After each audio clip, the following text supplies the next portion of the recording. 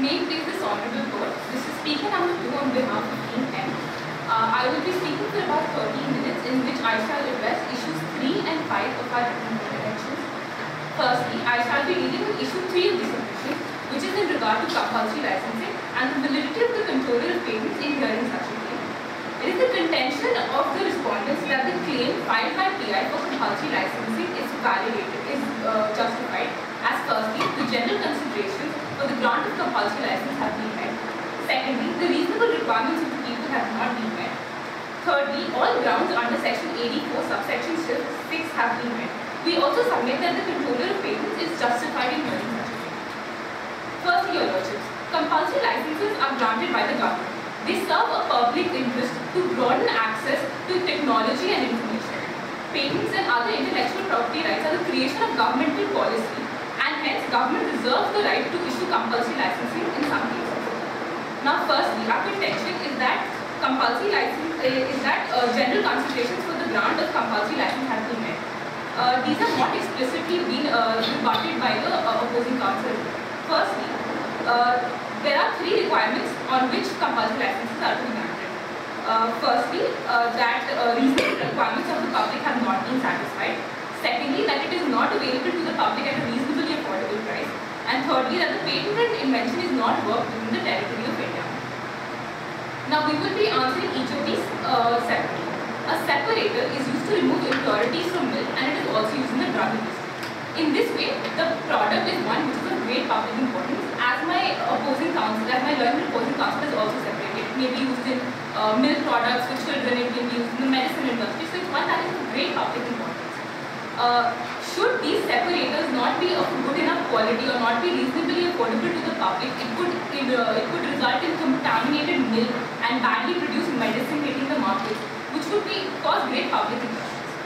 Section 84, subsection 1, clause B, talks about affordability as an important factor in determining whether or not compulsory license should be given.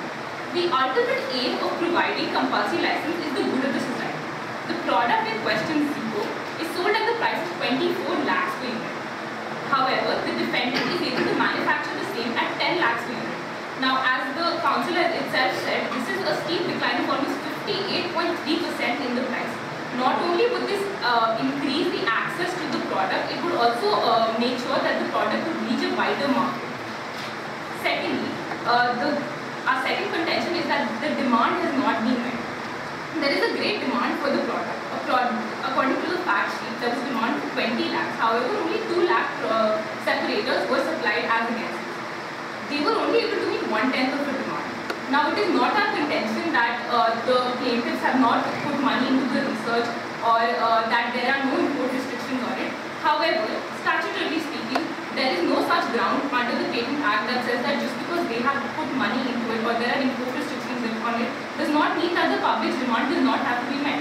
We have never contended that they have not put effort into it. We are merely stating that the reasonable requirements of the public have not been met. Thirdly, the final ground under this subsection refers to the product not being worked upon in the territory of India. Now, unfortunately, I believe my co-counsel was not able to reach this contention in their arguments. However, in the written submissions, they had heavily relied upon a case, Bayer versus NATCO. Section 83 lays down general principles which must be kept in mind when assessing the concept of work within the territory of India. Now, as according to the case they had used, in the case of Bayer versus NATCO, it was an IPAB decision that eventually went on to the Delhi High Court. In their case, the High Court held that the defendant must provide reasonable reasons as to why the product was not being produced in India. It is one case which has a lot of bearing on this case because in that case, Bayer versus NATCO, Bayer had a unit in India. However, it was not producing. And the High Court eventually held that just because you are importing, even though you have a unit in India and you are not being able to produce using that unit in India, then it could be held that it was not being worked within the territory of India. In the instant case, WB Incorporated also has a subsidiary in India called WBIL, as according to the fact sheet. I will move on to my next sub-contention, that is reasonable requirements of the public have not been met.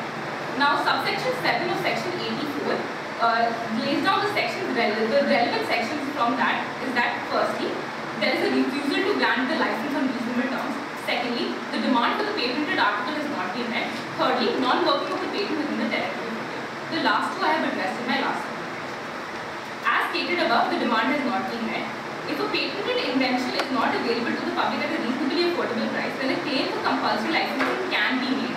This was the ratio that was given in the case of Hoffman versus Cipla, and we believe that this ratio can also be applied here.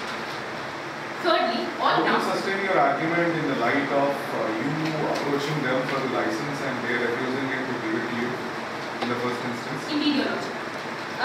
The ground I was just talking about, section 84 subsection 7 says compulsory licensing. These are, they lay down the definitions, what needs to be kept in, I beg your pardon, Your Lordship. 84 subsection 6, which is my next contention, lays down the grounds that must be kept in mind by the controller while granting the patent. One of the most important grounds in this is that whether or not the applicants for compulsory licensing had approached the patent holder on whether or not the compulsory licensing was to be granted. Now, as according to the fact sheets, Your Lordship, we had approached the patent holder, but without giving any reasonable answer or giving us any reason as to why they were refusing, our claim had been refused.